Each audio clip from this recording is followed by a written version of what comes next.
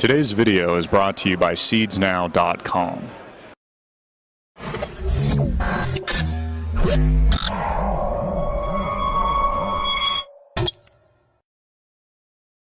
everyone, welcome back to AMTV News. I'm your anchor, Topher Morrison.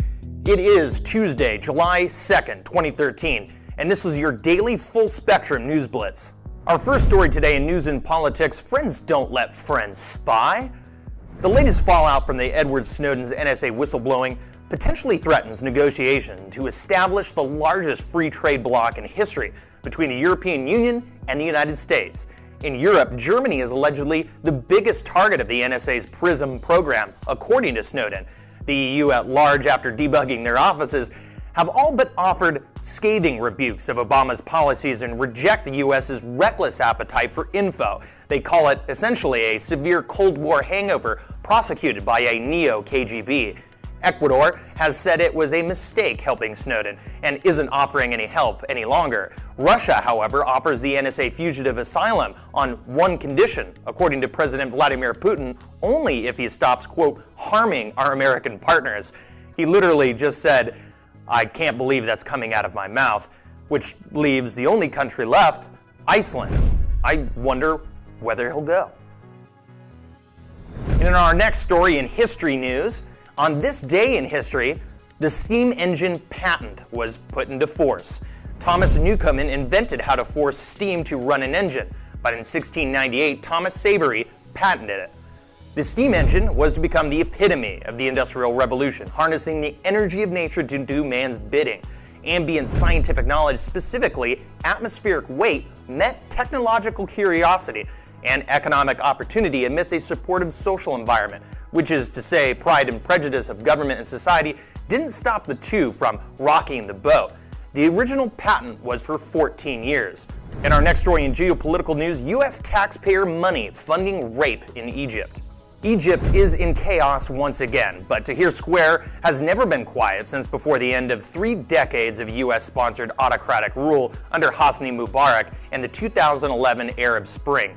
But current president of Egypt, Mohamed Morsi, is no different. He's augmented his own powers, shirked checks and balances, refused a constitution, elevated Islamists, and institutionalized corruption around the country. Christians are rising up against extremists in the south. The Muslim Brotherhood headquarters was ransacked in the north. But 99% of the country's women, according to the UN, report either sexual harassment or assault. And most Egyptians still believe it's a crime to worship another god besides Allah. All the while, U.S. taxpayer dollars keep flowing, and it's the reason Barack Obama, with a straight face, can still call for early elections in a foreign country. And in our next story in tech and science news, transplanting human heads. According to the Italian scientist Sergio Carnevero, the man who brought you the transplanted face, it's possible. Evidently, the school of head transplants stretches back to the 1950s and was first experimented on with dogs. The procedure, when applied to humans, would aid those suffering from muscular dystrophy or tetraplegics with widespread organ failure, reports the New York Daily News. So, how is it done? In short, nearly freeze 2 bodies, cut their heads off with the world's sharpest knife, at the same time, and fuse the spinal cords with polyethylene glycol. Another walk in the park. And in our last story today, Obama's Syrian debacle. For years, the Syrian conflict has been an astroturf revolution, to be sure. Jihadists from around the region have flooded the country as Shia militias pour in to support the Assad regime. That is one level. Then there's the larger geopolitical chess game sucking in the world powers, namely the West with US and Europe versus the new Eastern alliances, Russia, Iran, and China, engaged for all intents and purposes in a miniature World War III. In the middle of all of this is nearly 100,000 dead Syrians, and now pogroms sweep the country as Barack Obama backs a fictitious Free Syrian Army. Today, it was confirmed by the Vatican that a Catholic bishop, Francois Mourad, was decapitated. How close does Mr. Obama want to get to this conflict? Capture.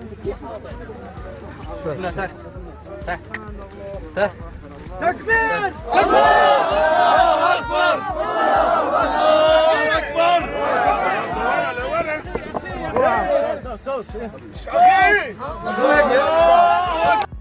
Capturing every corner of the alternative media, watch AMTV News Monday through Friday. Got a tip or an interesting news clip? Shoot me an email at tophermorrison@amtvmedia.com.